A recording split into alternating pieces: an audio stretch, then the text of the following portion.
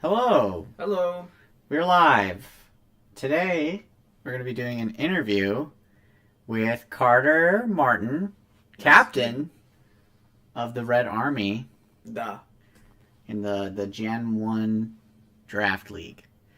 We're here in week 6. Today is Christmas Day. Indeed. Carter's here with me because he is in fact my brother. So we've had our family Christmas. We thought we'd just throw in a little Pokemon interview to celebrate the season.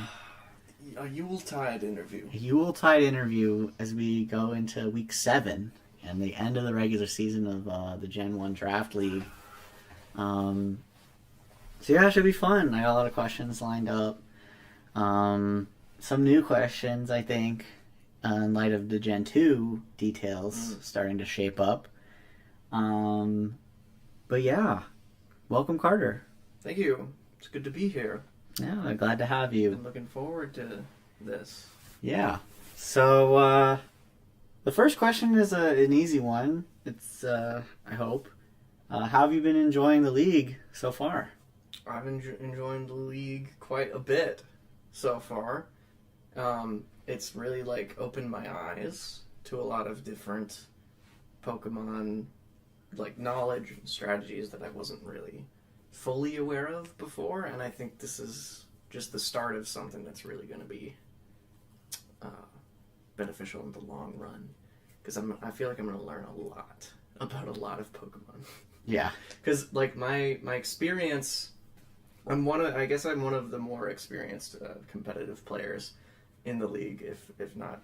I mean, you and I are basically on the same level, but I've done so much Gen 9 competitive in the last 2 years. More recent experience. Yeah, recent experience. And I've just been really into that, and that format is where most of my competitive knowledge comes from. So to be able to just start from the beginning in Gen 1 and go onward is just going to be really cool. That's my main thing that I'm excited about with it. Nice. Glad to hear it. I think, it's been a lot of fun. And definitely tons of learning opportunities.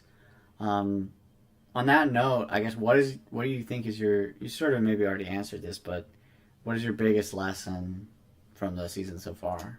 My biggest lesson, I guess, would be there's never one way to use any given Pokemon. Mm-hmm. Most of the time you think of okay, this Pokemon does this one thing, and that's why, and you can kind of get set in your ways with it, and that's the thing that I've learned the most is you have to be adaptable, you have to be flexible. And I think I learned that lesson most with my experience with Dugong, because I knew that selecting Articuno meant I had to do a snow thing, and I selected Dugong just because snow. Dugong is there to set snow, and because of that, I felt like I had to use Dugong. Mm-hmm. And I've recently, and I told you about this, but I've recently realized that Dugong is not really helping my team at all. And so I feel like I've halfway through the season kind of dumped him. Yeah. Because he had a toxic relationship with Articuno where they both justify each other. They have to they feel like they have to be codependent on each other, only because of this assumption that I made that someone else has to set snow for Articuno, So just being flexible. Mm-hmm. Yeah, that's a good lesson. I mean, that's a big thing about Draft League. Every Pokemon has to be able to step a little bit outside of their role. Yeah. Because you can't just pick the perfect Pokemon for the role once you're locked into a set team. Exactly. Yeah, I think, I know this isn't my interview, but I'm not going to get interviewed probably. I want to answer the question for myself a little bit. I think, to me, another big thing is, we both played a lot of VGC, but our VGC is on ladder, and what's a lot different about the Draft League is you're actually playing best of threes. Yeah. And so there's a bit of a series meta that sort of develops, and you can not only that, but you're preparing for specific opponents. Yeah, that is very rather different. than That's what's stuff. unique about Draft League. Yeah, where like in all my competitive experience, like playing on the ladder, you're just trying to build a team that is generically good. Yeah, and also preparing against like the Pokemon that tend to show up the most in the competitive format. for sure. Which like this kind of is like sort of like an easier version. It's almost like a way to practice that in theory, because like in this it's easier because you know exactly who you're prepping for. Mm-hmm. Right? So this is like building your ability to prep at all. Where like it's a little more challenging building a team that's just generically good, but you still have to like prep against specific things, Mm-hmm. because there are so many. When in VGC, it's like there's always going to be common strategies that people use because they're just the best and the most dominant. Yeah. So like, yeah, this is like a more distilled version of like, I know this strategy, I know what this person's going to do, I'm going to prepare against it. Mm-hmm. So having all of this experience is going to be like, you synthesize that into like, I think I'm going to be much better at VGC in the future. That's good. Yeah, yeah, and I mean, I just think the best of three, it's interesting because you're also like you get to see what they have, but you're also parsing out sort of what they have over the course of a series. Yeah. Like usually in VGC and the like ladder play that we played is like you play them once. You win or you lose them, then you move on. You don't Right. get to play them again. So So this is what we're doing is based on like how it really is in like actual official Pokemon. yeah, tournaments. in real Best of tournaments, the best of threes. So Yeah. you get to make adjustments, and you get to like use, spend part of what you're doing in the game is not just trying to win the game, but also to gather information so you can win the next game. So that's learning that skill is new, totally new. Yeah. Because we're not playing with fully open team sheets. I think they do that in competitive sometimes. Not always. They change the rules. They've changed the rules on that a couple of times. I mean, more recently, yes, they have open team sheets, Yeah. but for most of the history of it was not like that. Yeah. And I think there's still tournaments that are closed, so it's not consistent. Okay, well, yeah, that's good to talk about lessons. I want to move on here a little on the next question. Is there, any move or strategy, or maybe like a combo or something that has, like, what has surprised you the most against, like, your opponents? Like that you've something seen? they've done? Yeah, something they Like, did that, like, that caught you off guard or, surprised you the most. I think the thing that caught me off guard the most was Noah using Rock Slide on Primeape. He had Primeape Doug Trio, and they both used Rock Slide, which I wasn't expecting in the least. Yeah. And that just completely obliterated me. I hadn't really been thinking that much about it. That was like one of the teams I prepped the least against. I think it was my defeat against Noah that like really made me think, okay, I need to actually do some real prep if I want to beat you. Yeah. And I did. That. But yeah, that was rough. The double rocks, and I never would have thought like he's gonna run Primeape Rock. I didn't even think he was bringing Primeape at all, because he hadn't like brought Primeape at all up until that point. I don't think. Yeah, that was the first time I convinced him on that. Yeah, yeah, that's right.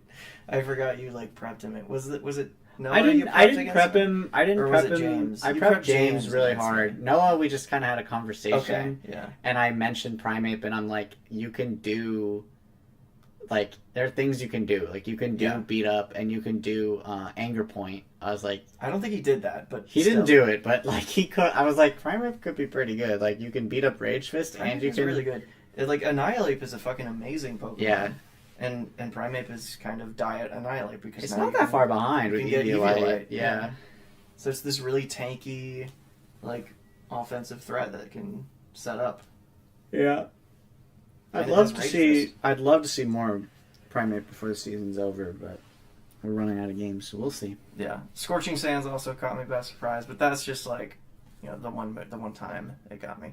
Yeah. But like Rock Slide Primeape just like overthrew me. Yeah. Completely. For the viewers, he's talking about Scorching Sands on Charizard. Yeah. Like, it knocked out your Knocked Arcanine. out my Arcanine. Yeah, one hit kill, unexpectedly. Yeah, that's the bad thing about Arcanine. You're double weak to ground and water. Water. So you can just, if you get hit by either type of attack, you're just dead. You die instantly. But I think it's worth it because Hisuian Arcanine is fucking awesome.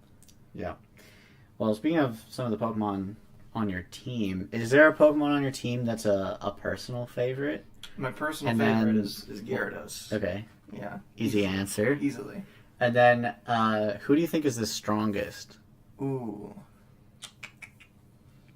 That's tougher because it's either Gyarados or Articuno. I don't know who's the strongest. Arcanine is probably, it might also be the strongest.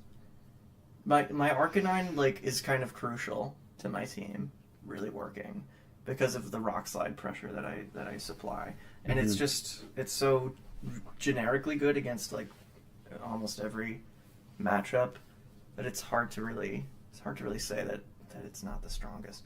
I mean, my team is sort of built around Articuno, but it's also, I don't know.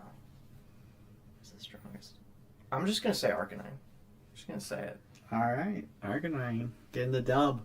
Big dub for Arcanine. My personal favorite is Gyarados because I have a shiny Gyarados in Legends ZA. Mm-hmm. It was the very I'm still proud of it. It's the very, I don't know why I'm proud of it. It's just a cool thing that happened.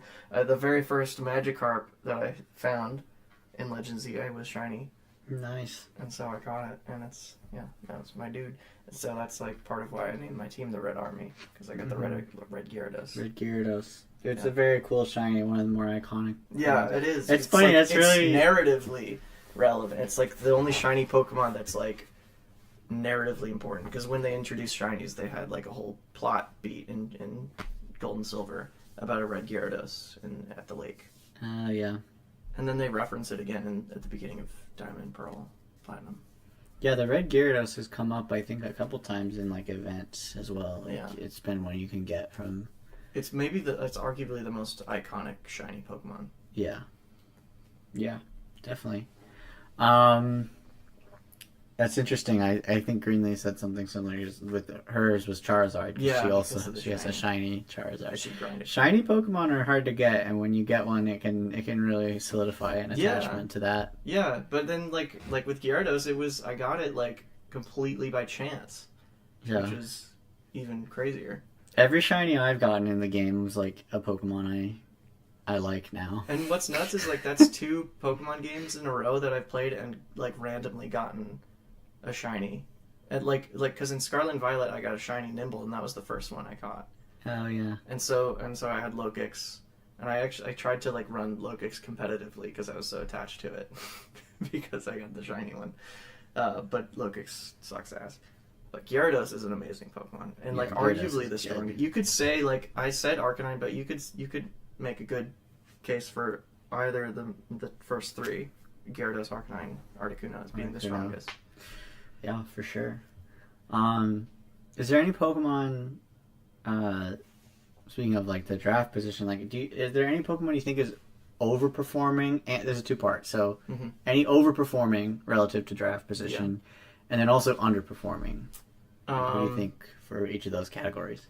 So this is a tricky one, because I think my most overperforming Pokemon in general, not as relates to draft position, is Mr. Mime, because I really didn't think Mr. Mime would be as good and as crucial to my team as it has been.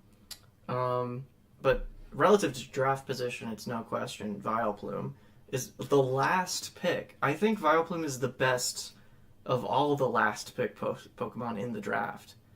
Yeah, that's probably true. Yeah, Vileplume makes my Trick Room mode like fucking insanely threatening. The comparison, just for people who are listening, the other last picks it's Growlithe, Ivysaur, Eevee, Golduck, Pikachu, Omastar, and Arbok. And I think Omastar, Golduck, and Growlithe are okay. Growlithe are like, even Ivysaur are the only like even viable picks out of those. But Vileplume seems like the best. I think. Yeah, Arbok, Pikachu, and Eevee just aren't viable at all. Yeah. No, not really. Not really. I mean, Lightning Rod on Pikachu, I guess. Intimidate on Arbok? No, it's not worth it. It's not worth it at all. Yeah. But Vileplume is just a really strong special attacker and a really good Trick Room Pokemon. It's one of the slowest in the league here. So yeah. And with my Mr. Mime, like it's I'm surprised I hadn't done it sooner. I just hadn't really been doing that much prep until my battle with you. But yeah. Yeah. I think, and in terms of the other part of your question, underperforming, Dugong for sure.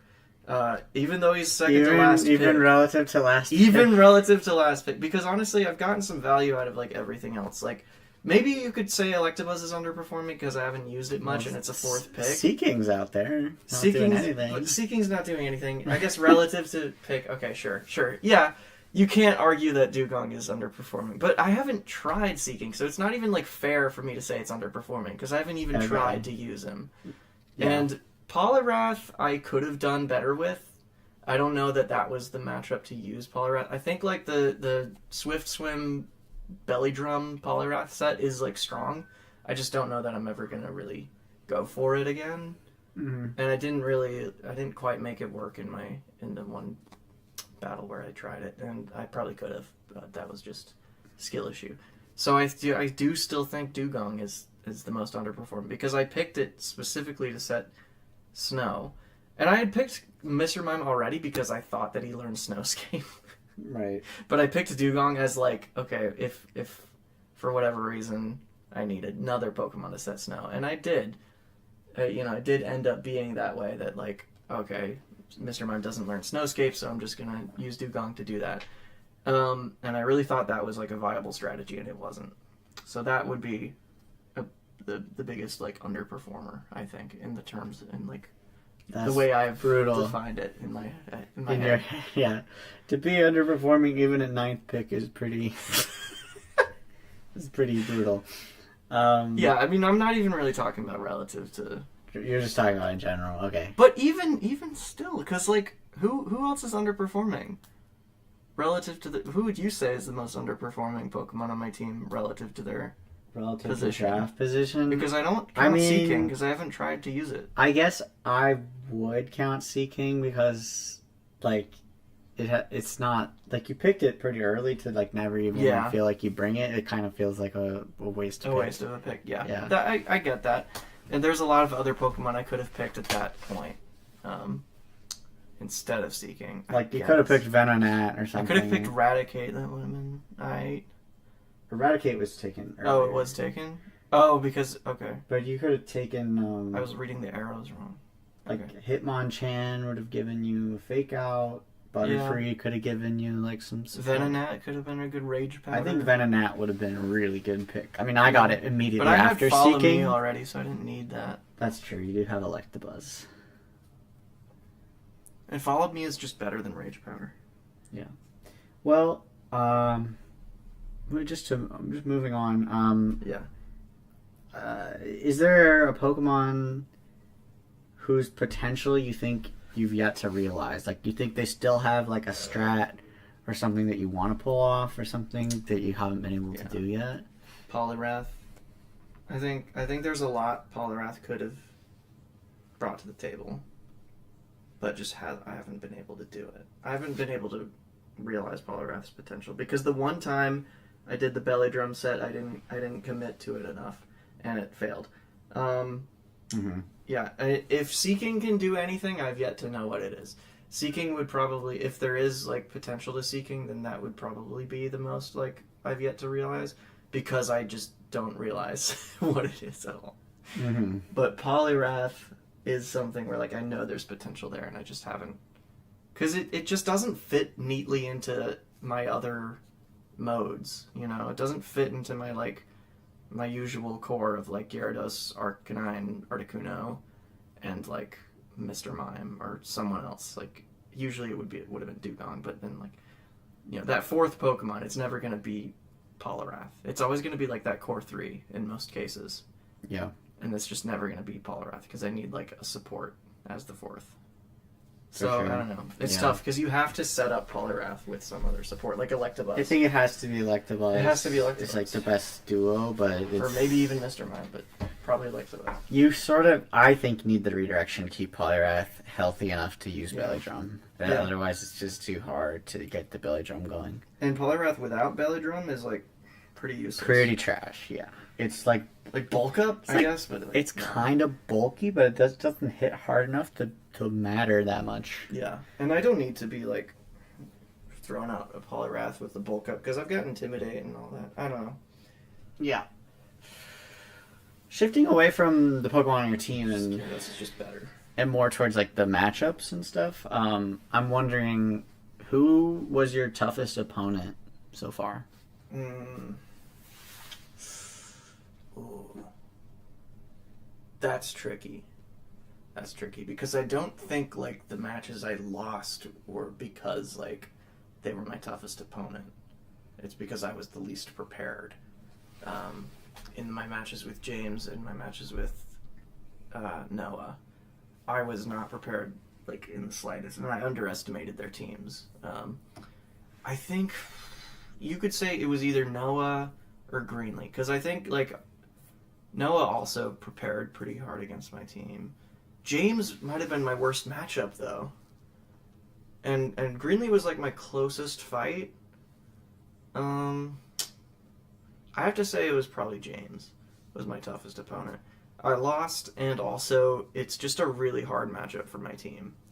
Mm-hmm. Having these like you've got like 2 electric type attackers, you've got like the Moltres, you've got like so many special. It's just all special, and my team is Intimidate. Like my team is double Intimidate, so it's just really hard for me to deal with.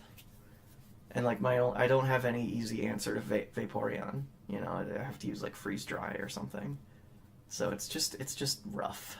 Okay. And he's got Lightning Rod. Okay, you mentioned a lot of teams. And you know, we've got playoffs right around the corner, only one more week of regular season. I'm wondering what upcoming match or rematch, potentially in playoffs, what upcoming match or rematch are you most looking forward to? Looking forward to? I don't know. I'm looking forward to the match with Brian because I want to see like if I can beat him again, like because now I'm sure he's like learned his lesson about Lightning Rod, so it's going to be harder. I am also looking forward to my rematch with you because I'm going to have to adjust my strategies because I know you're going to use that weather ball like you should have before. I don't know. I feel like I'm really looking forward to. I'm looking forward to all of them. Like, it's hard for me to decide. I already said James, but like I want to say James because it's going to be a challenge to prepare against him, and I really want to like overcome the odds because it's such a hard matchup for me. Yeah. Okay. That's a lot to look forward to. You probably won't get to play. I mean, unless the bracket shakes out. No, can the bracket shake out that way? Because it can be. You could have 3 matches against potentially Brian, James, and me. Because if you go all the way to finals, that's the finals for your 3rd match. So yeah, maybe it'll shake out that way. But who knows? The shape of the bracket is as of yet undetermined. But yeah. So we watch all the matches together and record it and talk about it and everything. So is there a particular series that you thought was like the best or the most exciting or the most like interesting? I think it was Greenlee against who was it? I'm trying to remember. Was it? No, it wasn't Jake. That was like early on. The Windows Live Essentials. Windows Live Essentials, I think. That one was really. The Greenlee versus Windows Live Essentials was really good. Yeah, where Greenlee was like, who was it? Was like Terra Steel. Someone was Terra Steel. Yes, and she kept using like. She used Brick Break and missed, and then used Brick Break and missed. Yeah. Poison Jab and it was ineffective, and then used Crunch and won. That was the funniest. And during that match, Noah missed like an ungodly amount of Muddy Waters. Like, it was insane how many Muddy Waters he missed. Because it's like the Muddy Waters was flying around and it was missing a lot, but also it was lowering accuracy, so then Greenlee was also missing a lot, so it just felt like this insane...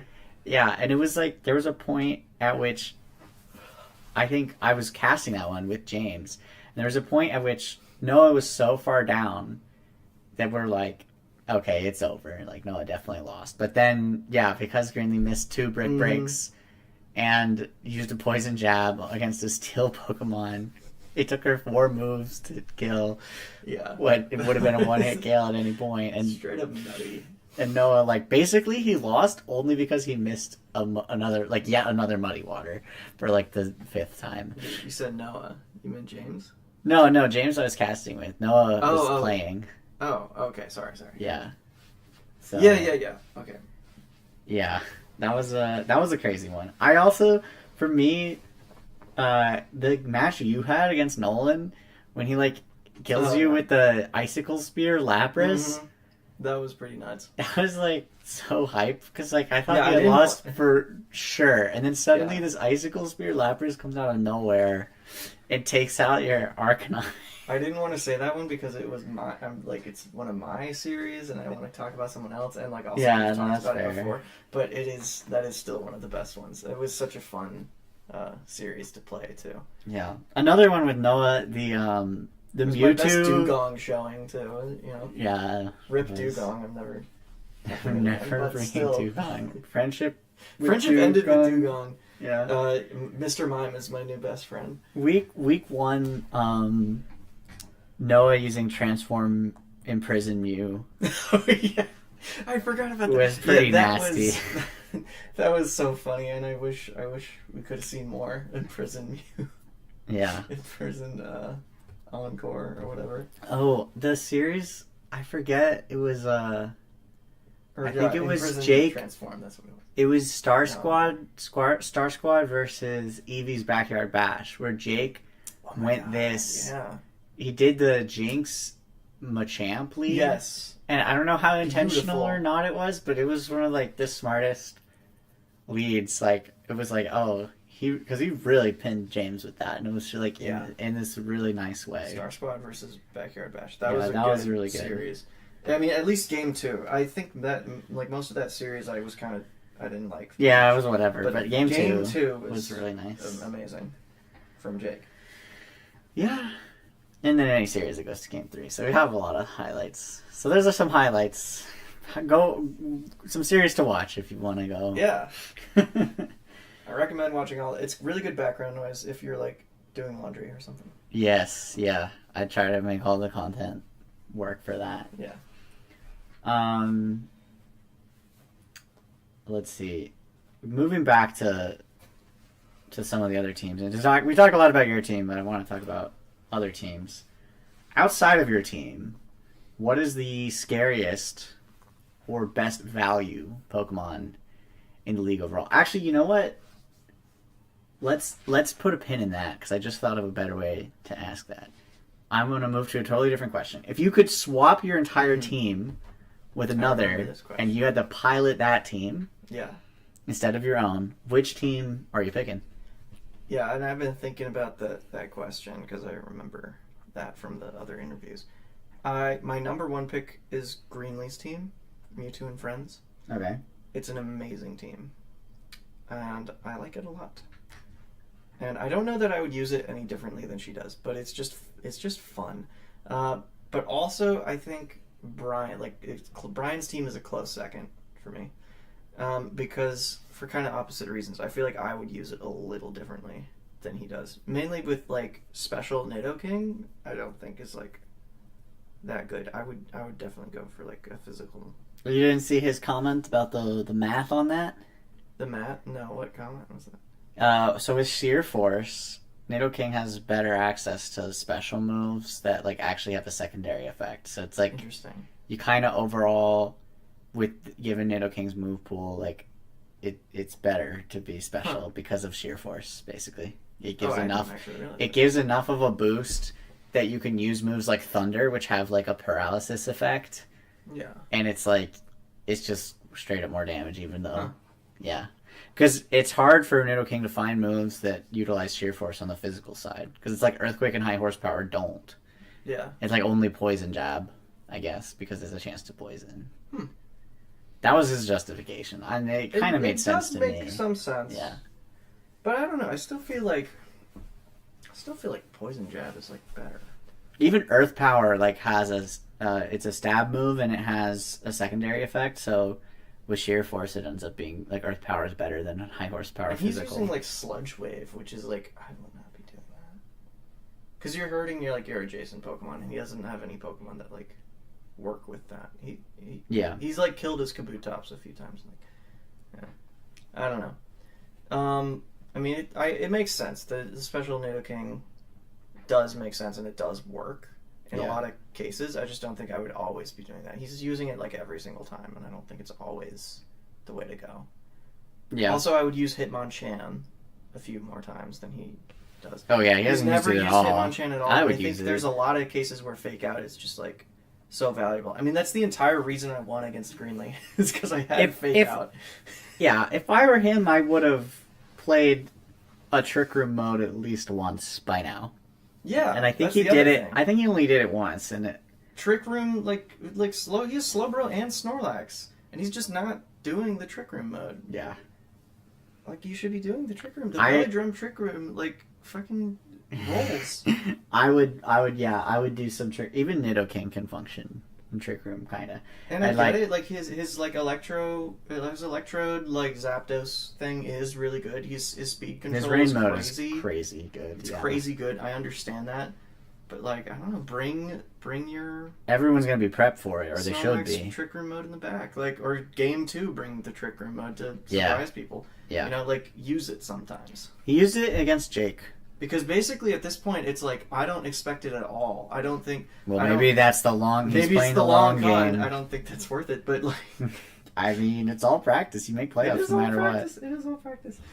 It's just like I don't know. In most cases, if I'm prepped against his Zapdos, his Rain mode, if I'm prepped against it, and I can beat it. Yeah. Then I beat Brian because he just never uses. He doesn't try anything else. Yeah. Yeah, I think so too. I think he needs to during playoffs he should try to pop that out and catch some people off guard. It could be a difference maker. Yeah. And just because he hasn't used it, he hasn't gotten enough practice with it to like understand because you're not always going to be like right out the gate like you know exactly what you're doing and you've worked it all out and it's awesome. Like, there's things you discover through, like, actually playing. Like, where you make adjustments. Yeah, exactly. Like, that's why I've thought about holding strats. Like, I thought about, for me, it's like, I think Sunny Day, Venusaur with, like, Weather Ball and Terrifier is, like, insanely powerful. You have coverage against everything, and you're super fast. And I thought when I sort of realized, like, how good it is, I was like, maybe I shouldn't use this. Maybe I should just hold this till playoffs. But it's like, I don't really know how good it is if I don't actually use it either. So it's like I'd rather like bring stuff, And that's part of what I'm saying about like the flexibility thing. You're gonna make assumptions, and you're gonna think you've prepared for everything, and you just haven't.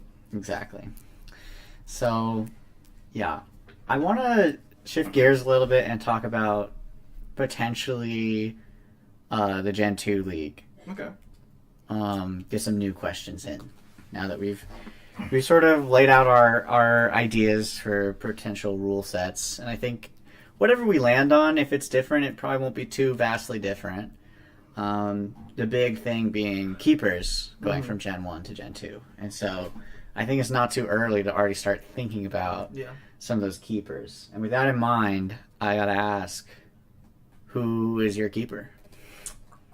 Well, if we're doing like, it's gotta be like round specific, to where like you can't just keep anyone. You can't just keep anyone. Let's assume that. We can assume that for the question. Because I wouldn't choose Gyarados, even though it's my favorite, because that's my first pick. First round pick for Gen 2. Gyarados is going to be like a bad move, I think. I could go Arcanine. like Arcanine's second pick wouldn't be bad. But I think I'd probably get the most value out of like, I don't know, maybe even like Mr. Mime. I don't know. Yeah, 5th pick Mime. 5th pick Mime would be pretty damn good. It's not that bad.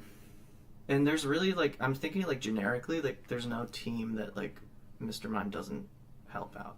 Although that's probably more true of Electabuzz. Oh man, I don't know. The thing is with Electabuzz, 8th pick Vileplume's on the table too. Yeah, 8th pick Vileplume is amazing. The thing is like Electabuzz, I wouldn't want to pick at all for Gen 2, and it's because he's an Eviolite user, and there's so many Eviolite users in Gen 2. There are, yeah. I really do, and I'm already like, I already have 3 on this team, and it's been like kind of a headache. So to have another one like in Gen 2 to be locked into an Eviolite user is going to be tough. There's already so many. It hurts you in draft because you can't pick. Like, if Murkrow is available, you can't go pick it because you already are locked into your Eviolite. I mean, yeah, or you have to just be like, okay, I guess I won't use Eviolite on one of these Pokemon. Yeah, like, you're going to do, like, Sash Murkrow or Sash something. Murkrow. Yeah. Like, ridiculous. But, like, Sash Mime works, and, like, I don't have to go Galarian. I can go, you know, base Mime, base form. I would definitely go base that form. rule we're not determined totally yet, but yeah, we have been talking about allowing switching the... Oh, yeah. I mean, I think, yeah. The form I for can't keepers. I can't think of a reason why you would have to stay in the regional variant from first league. Yeah. No, yeah, you're probably right. It's just not something... That's still... It's not something I posted about, that's all. Yeah. Yeah, even Poliwrath would be okay, but yeah, probably Mime or Vileplume. I don't know. I'm definitely not locked in now. Yeah, no, that's fair. But if I have to answer the question, then I guess I'll say Mime because it's a 5th pick, and that's like... It's a strong 5th pick Strong in fifth Gen pick. 2. I think Gen 2 is like... Gen 1... Gen 2 is way more stacked at the top.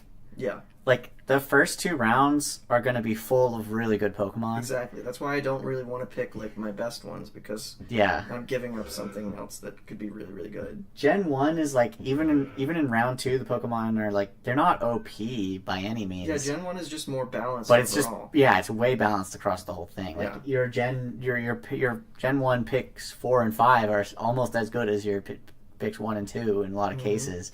And that's just not at all how it is in Gen 2. It will not be like that. Yeah, look at the 4th picks in this Gen 1. I mean, we've got Blastoise, Jolteon, Electrode, yeah. Electabuzz, even. Venusaur. Venusaur and Blastoise, both 4th round picks. Both 4th round and both very strong. Yeah. So. Yeah, for sure. So, let's say you're a new player. You don't have... You get to pick... You got your pick of the whole board. Mm-hmm. Any recommendations? Ninetales. First pick? Oh, the first. You have to give us the first pick. Yes, first pick Ninetales. It's that good. Wow. Because you get Drought, and no other Pokemon is going to give you Drought. Drought is You good. get Drought, or if you want, you have Snow Warning too. I think weather, like passive weather, is going to be so valuable in these draft leagues where like it's so limited in availability. Mm-hmm. Because the only, I mean, like Gen 2, the only one who can do that is Politoed. That's it. It's the only one. Yeah. And even in Gen 1, you had like Vulpix and Ninetales who could both do it. Yeah, that's a good one. I mean, my thoughts. I think Jolteon for 4th pick is insanely good if James leaves that on the table. Electrode would like change the speed tiers, like because right now Crobat is the fastest. I mean that you could say that about Aerodactyl or Jolteon as well. I guess I don't know how fast Jolteon. If I elect to not pick Aerodactyl, like you could pick Aerodactyl because I'm on the fence about it. Like if James leaves Jolteon, that's a really good one. I even think Blastoise for 4th pick is crazy. Yeah. But I think like a Ninetales Drought like with Typhlosion would go crazy. Yeah. Typhlosion isn't necessarily going to be like first pick, so you wouldn't be like you could safely you could still pick up Typhlosion in the 2nd round depending on where your pick is, but Giving up your first pick is a lot more reasonable if you are near 9th, 10th. You know what I mean? Because your first pick, you're gonna miss your first pick, but you're still gonna get if you're 10th, giving up your first pick, it doesn't mean anything. Yeah, you could pretty much safely pick. True. Give up the first pick. Thing. Yeah, because of the snake, it's like giving up your first pick is the same as giving up your second pick. So it makes a big difference your position, like what round pick you want to give up. Okay, cool. So we're gonna end out with some fun ones. I will say though, if you are a new player, then you're going to be first or second pick anyway. Yeah, that's true. So that's something to consider. Yeah, so then you probably want to use that first pick to get yourself a Ho-Oh or a Lugia. You want to get Lugia, ideally. Yeah. Lugia or Tyranitar. If I'm a new player, I'm probably going to go for like a strong fourth pick kind of thing, like Jolteon. Yeah. Yeah. Or even a third pick, like Zapdos. Or not Articuno, but... the third pick pool kind of weak. Yeah, it is, actually. Overall. For Gen 2. Yeah. Like, Articuno's good only if you have snow and there's no, like, easy snow setters. Yeah. Alakazam's, like, the best, and maybe Zapdos. I don't know that anyone in Gen 2 even, like, learns Snowscape, so... Some of them do, but I've learned that Articuno can just like set snow for itself, and that's the best strategy. Piloswine does at least. Without Ninetales. Yeah, Piloswine does. Yeah, at least. Yeah, and I like that's just not good. You have to have snow warning. Like you really want if snow warning. If you're having like another Pokemon set snow for Articuno, it has to be snow warning. Like I've just learned that like relying on someone else to do that like it's hard. Not good. It's not worth it. Piloswine's better than Dugong though. Let's be honest. Maybe, but it doesn't solve the problem that like it's probably slower than Articuno. It is, yeah. And like if you're not getting the snow and also using Blizzard on the first turn, it like what does it matter? Yeah. Not that important. All right. You might as well just set it for yourself. I got a couple fun questions to close this out here. So first of all, I know you're planning to compete in the future leagues as we do subsequent generations. What generation are you most looking forward to? Overall, Gen 5. Assuming we get that far, and I hope we will. Yeah, I don't see why not. Yeah, I think we will eventually. That's like a ways away, but like immediately I'm looking forward to Gen 3 a lot more than Gen 2. Just because there's so many more Pokemon and I love Gen 3 a lot. And it introduced so many concepts, and we're going to have way more like weather shenanigans with like Torkoal and Pelipper and the way those interact. It's going to be fun, and Kyogre and Groudon are going to ruin everything, but whatever. Yeah, Kyogre and Groudon are going to be, it's going to be like Kyogre, Groudon, and Rayquaza versus the world. The world, it's, yeah. I do, I'm probably most excited for Gen 5 though, is what I'll say, because it's the biggest generation. It's the biggest singular generation of Pokemon, and so we're going to have like a much... Like, we're going to be able to fill out teams of 10 that all have viable Pokemon, I think. Yeah, pretty much. I mean, that generation was designed to be its own thing. Its own thing. Because isolated generation of Pokemon where they, like, did not allow, like, previous generation Pokemon in the competitive format for the first, like, several formats. Mm-hmm. Yeah, it's the only one where it's like actually designed for basically what we're doing. Exactly. so that's going to be fun. Yeah. It's going to be the best. It'll definitely be the most well balanced as well, I think. Yeah, for sure. Okay. Favorite team name? The Red Army, obviously, my own. It works on several levels. Greenly. You just don't get it. Other than my own, though. All right, let me pull up the list because I want you to be able to see it before you commit to anything. So we got... I'm letting you look. I'm not going to say it. I'm not going to read them aloud. Mm-hmm. You know them, mostly. Yeah. I mean, I like all of them. Probably Voltric is my least favorite. Wow, sorry for the shade on Ryan. I'm sorry. All the other ones are like fun and like I don't get Voltric. I don't understand I just don't understand why it's called that. Like hat trick, but Voltrick maybe? Because electric? Because yeah, I understand like Volt because of electric, but why Voltrick? What does that mean? Because Trick Room. He's doing electricity and Trick Room. Like Volt and Trick. Okay. Yeah. I guess it makes sense. Yeah. Yeah, but it's the least intuitive. But anyway, what's my favorite? It's probably Eevee's backyard bash. Eevee's backyard bash. It's so fun. It is nice. It sounds like I want to be I want to be there. I want to be there. It sounds like a fun time. It's because you've got Eevee's, like your little mascot Pokemon, and then you've got 2 Eeveelutions on your team. Oh, it would have been so great if he had all of them. And Backyard Bash, like, it doesn't mean anything. It's just fun. Mewtwo and Friends is good because it's the whole the whole team is built around Mewtwo, so that makes sense. Yeah, that's funny. Windows Live Essentials free download. Yeah, Windows Live Essentials 2012 free download. It doesn't have anything to do with the team, but it's funny. It is funny. You could name any team that and it would be funny. Yeah, you could probably rock that name through every generation if it wants to. Yeah, you could. Build a legacy. Tauros Stampede is very fitting. Thank you. Yeah. I think it's slick, those 2 words. It's slick. Yeah, you gotta prepare for it. I mean, the Stampede is like, you could name a professional team the Stampede. Yeah. The Atlanta Stampede. It's like, you could call it like a volleyball team could be called Stampede. Seattle Stampede or something. Yeah, that sounds good. It would be great. Let's open a franchise. Yeah. All right, cool. All right, well, Star Squad is good. I mean, it's just because of Starmie, but yeah, alliteration's good. Alliteration is always good. All right.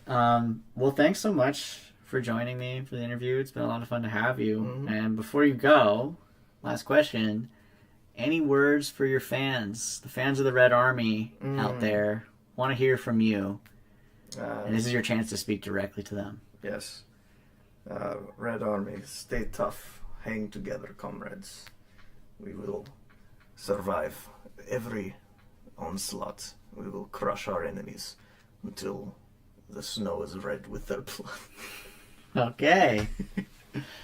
Well, thank you. My fans. Yeah. Talking to my fans. Your fans are going to love that, I think. Yeah. All right. Well, thanks so much, Carter, for being on. Good luck going forward in the playoffs, and looking forward to playing a lot more Pokemon. And, we're going to be making a ton more content. Hell yeah.